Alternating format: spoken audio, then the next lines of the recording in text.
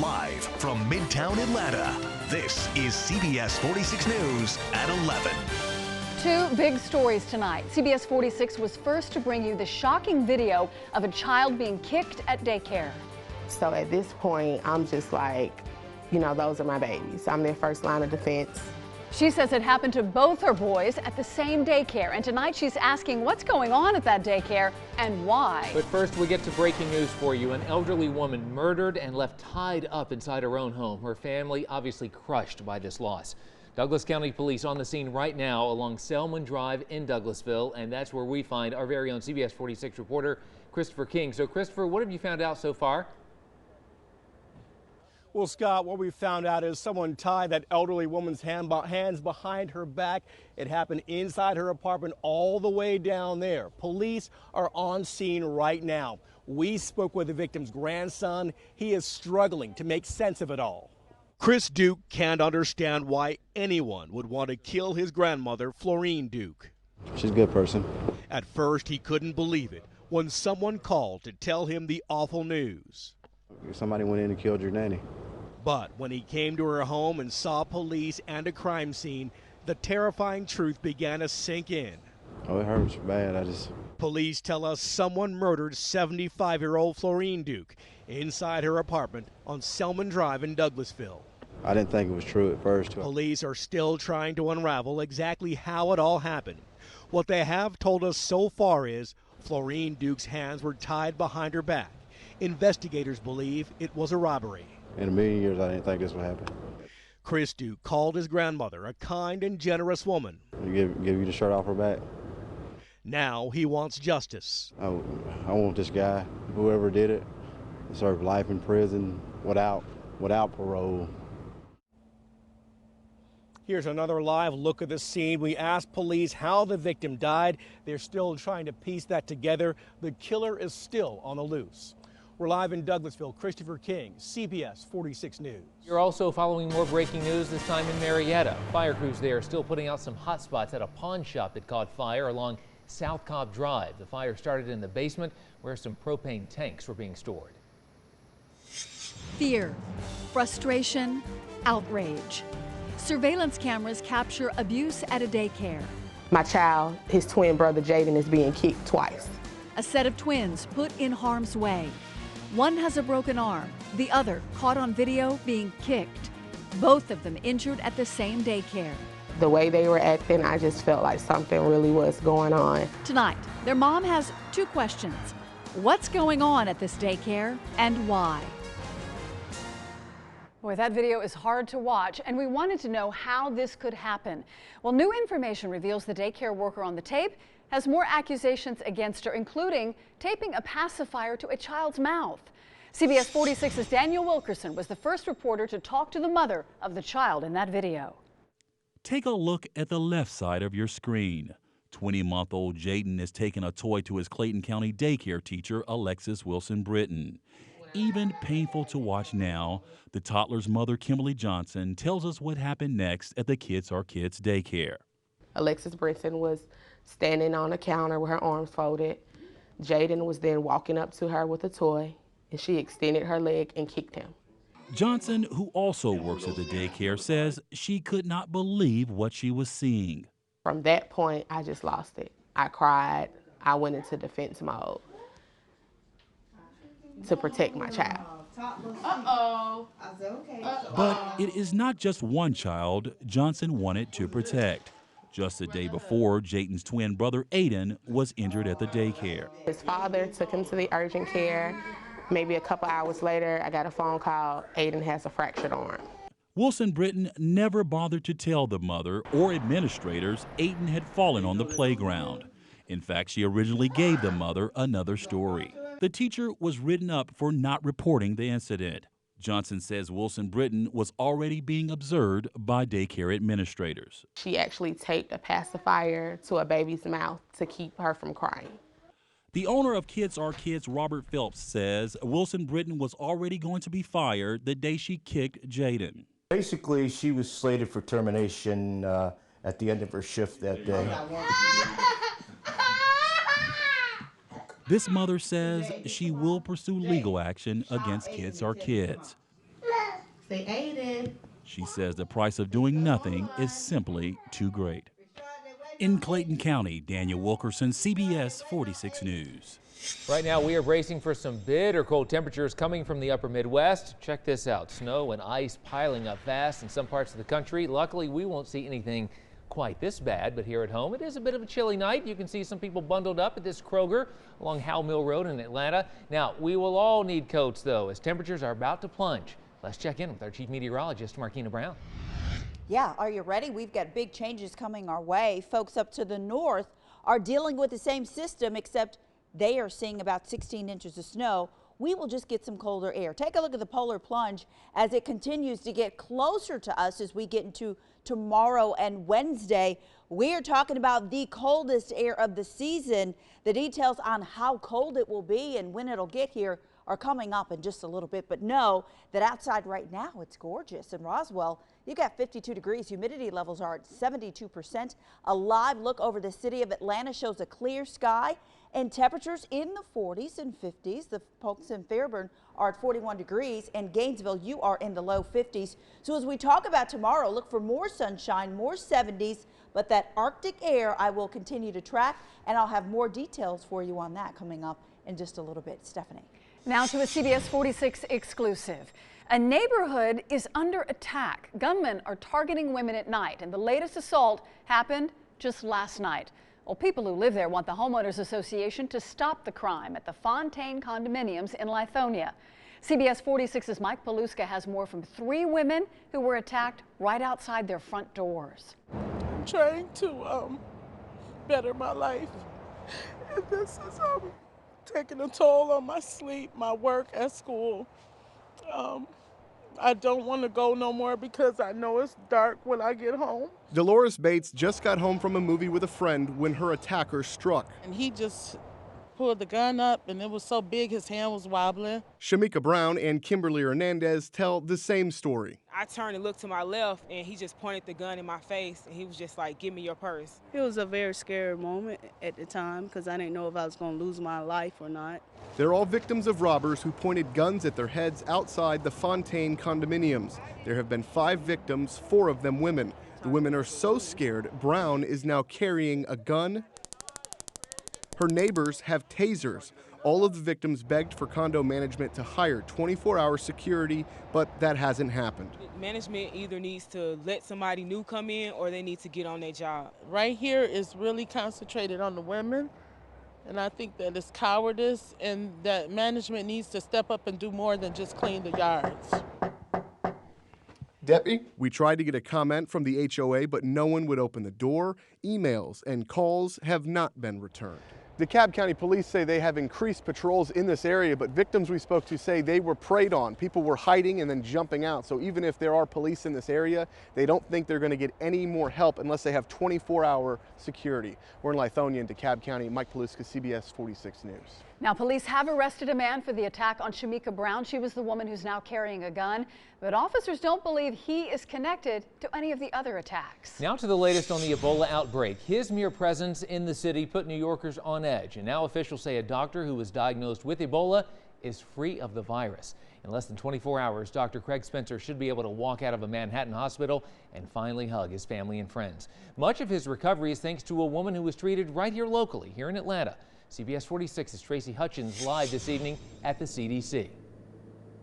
Scott here at the Centers for Disease Control and Prevention. It is great news because Dr. Spencer was the last Ebola patient being treated here in the U.S. Well, just last week he was upgraded from serious to stable, and now he is Ebola free.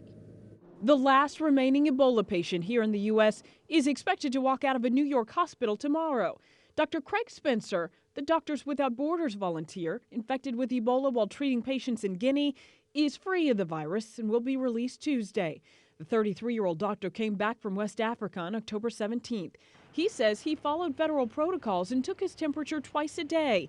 He called Doctors Without Borders when he developed a temperature, and Bellevue was able to send specially garbed ambulance workers to get him.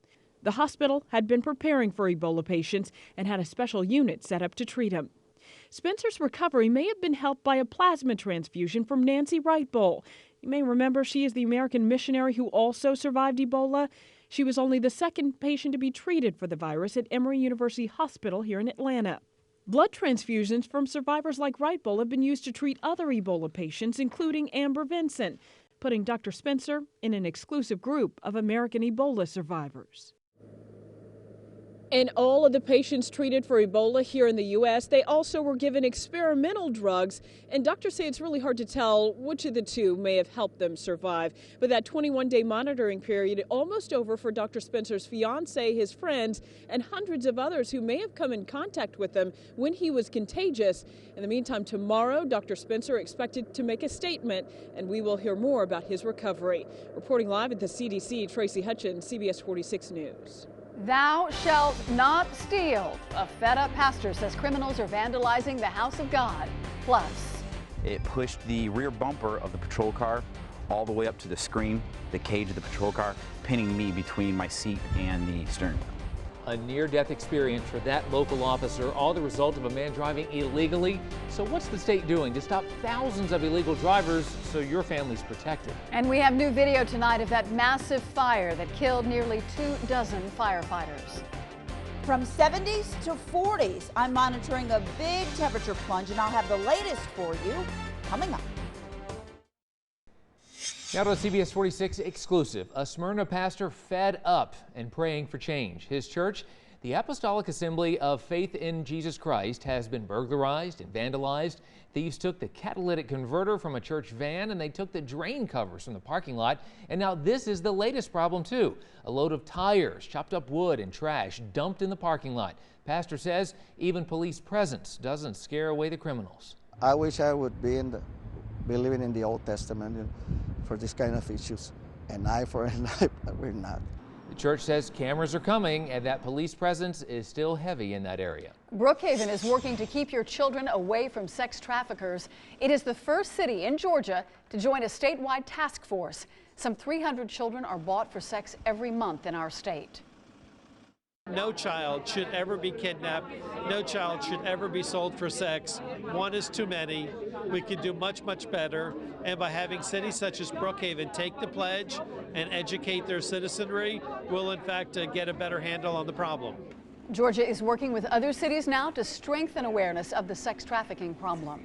Now to a CBS 46 investigation. Take a look here. A car crushed and mangled, the bumper where the back seat should be, and an officer seriously injured too. Now, this was an accident, but it was also caused by an unlicensed driver. In the past 2 years, nearly 17,000 people have been ticketed for driving illegally, some of them under the influence. So what is the state doing to stop them and protect you and your family? CBS 46's Adam Murphy investigates. In a flash, Deputy Justin Lunt's life nearly ended.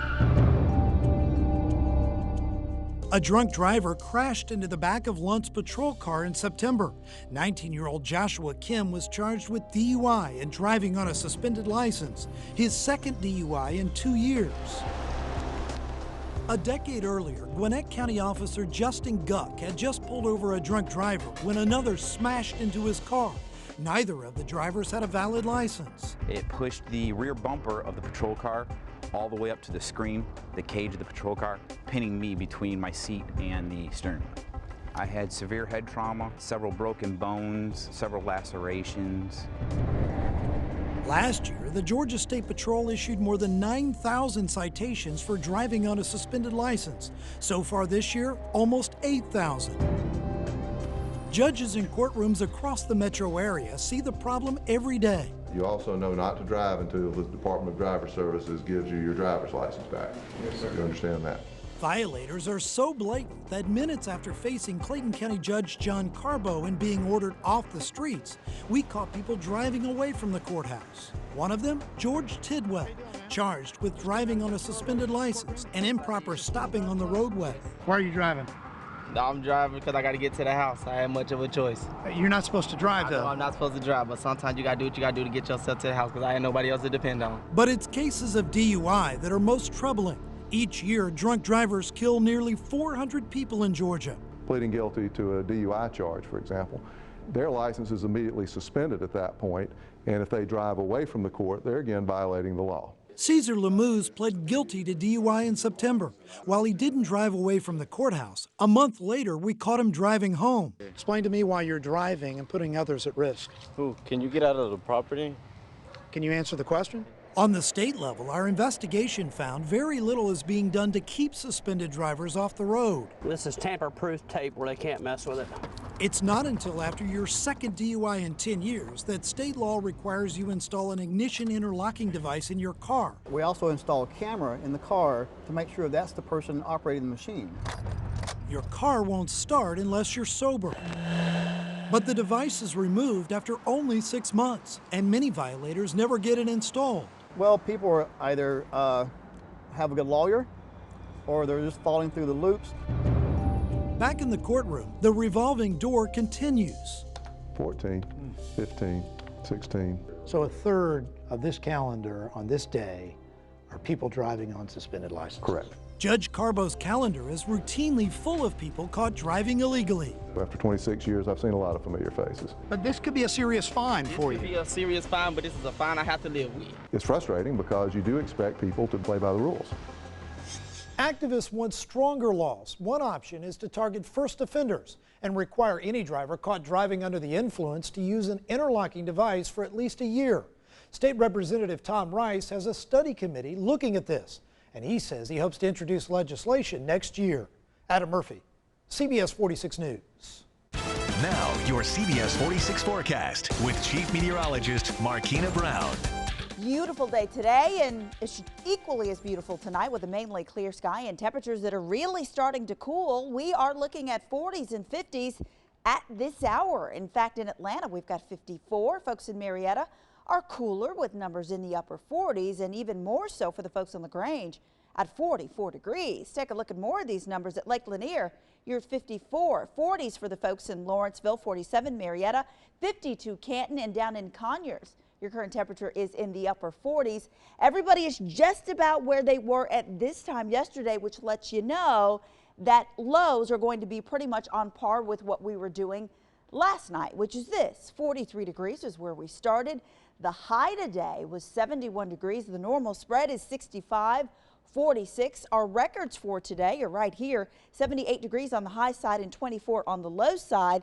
And our sunrise and sunset times are at 7:06 and 5:37 respectively. So as we take a look at what we're going to do tonight, we're going to keep it clear and chilly, maybe even slightly warmer, mainly in the Atlanta metro area tonight compared to last night. And as those temperatures climb throughout the day tomorrow, again, it is going to be another gorgeous day with lots of sunshine and 62 degrees by noon. By 3 o'clock, we're looking at numbers that'll be in the upper 60s. So we'll do another 70 degree or slightly better day. The mild streak continues today, of course, tonight and into tomorrow, but then we're going to come to a screeching halt with that streak as we head toward the end of the week. Because of this, it's the polar plunge that's coming our way. This is Arctic air coming down from the north, and when I say Arctic, I mean it, because we are looking at highs that will be in the 40s. Some lows could get in the 20s, all because of this cold air coming our way. So as we get toward tonight, tomorrow, of course, it's going to be fine. Then as we get to Wednesday, you see the gradual decrease in temperatures happening. On Thursday, we're looking at a partly cloudy sky with highs in the 50s, 40s for highs as we get into Friday. Overnight lows in the low 30s, and on Saturday, we'll give you some mid-50s. That's a look at what we're doing for the 7-day forecast. Stephanie, back to you. Thank you, Markina. There's new information tonight in the Atlanta public school cheating scandal that reveals a key witness may have been harassed. There's also new video of that massive fire that gives us insight on why it was the deadliest day for firefighters since 9/11.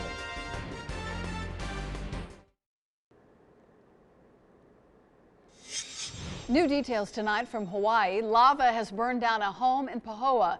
That lava has been slowly creeping toward houses after a volcano erupted 2 weeks ago. The good news, the lava is starting to slow a bit. I want to show you a new angle of that devastating and deadly fire that hit Arizona last year. It was just released by the U.S. Forest Service today. 19 elite firefighters, the Granite Mountain Hotshots, were killed at the Yarnell fire. You can see that just that wall of thick black smoke, those huge orange flames. Only one member of that 20-person team survived, making it the deadliest day for fire crews since 9/11. A rough landing for a pilot near Houston. We watched live today at 5 as the pilot circled the airport while struggling with the faulty landing gear. After a few laps, the pilot came down hard, but came down and safely. A prominent minister and his wife killed in a plane crash, and it has sent a wave of grief through Metro Atlanta.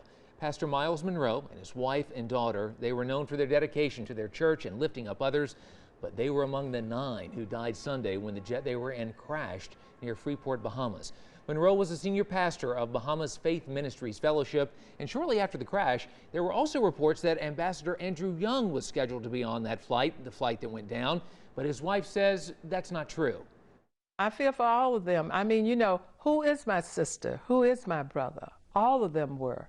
So I can't be happy completely because my husband is alive when those young people are not alive and their families are grieving. So I grieve with them. And we found out Ambassador Young is still in the Bahamas attending Pastor Monroe's leadership conference. He's scheduled to return here to Atlanta on Wednesday.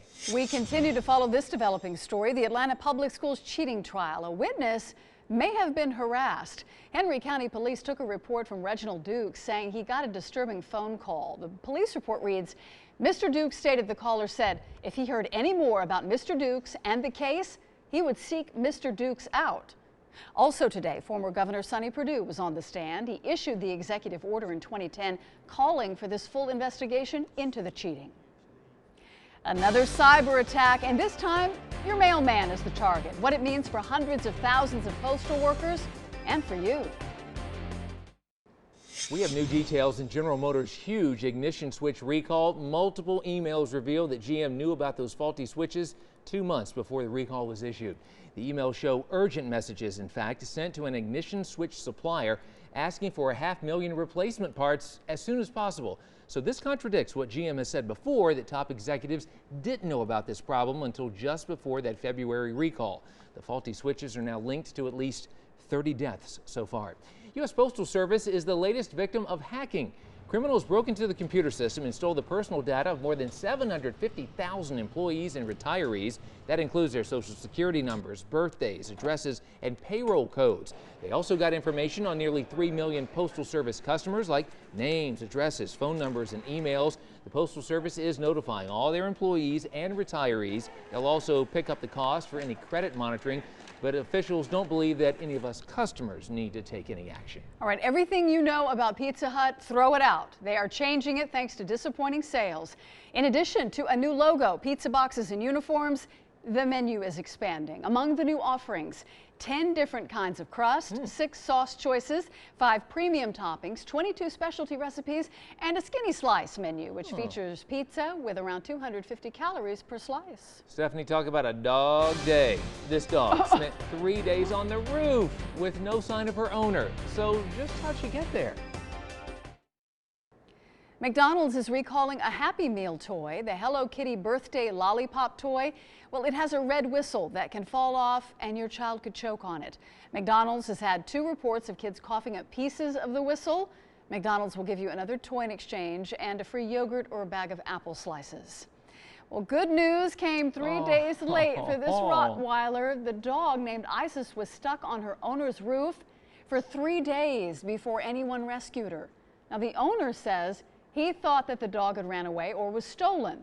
Authorities tried to get in touch with the owner a couple of days ago after calls came in saying the dog is stuck on your roof. If he would have come back, maybe he would have seen the card because nobody else knew how to get a hold of him. Gosh. All right, so how did the dog get up there? Well, she climbed through the hole that you see the firefighter poking his head out there. Okay. And once she was down, look at that. Oh, I bet nothing ever tasted so good. She dove into some French fries. Now, the owner of the dog was ticketed, and in fact, more charges could be coming because that's dangerous. But dog is glad to be home. And hopefully she got more than French fries, too. I hope so, Once too. she got down, we know she did. Thanks so much for staying up with us tonight and making CBS 46 your choice for news. Dave Letterman is coming up, and one of his guests tonight is Katie Holmes. So it's going to be a good one. I haven't seen her in a while. I know. Letterman comes your way next.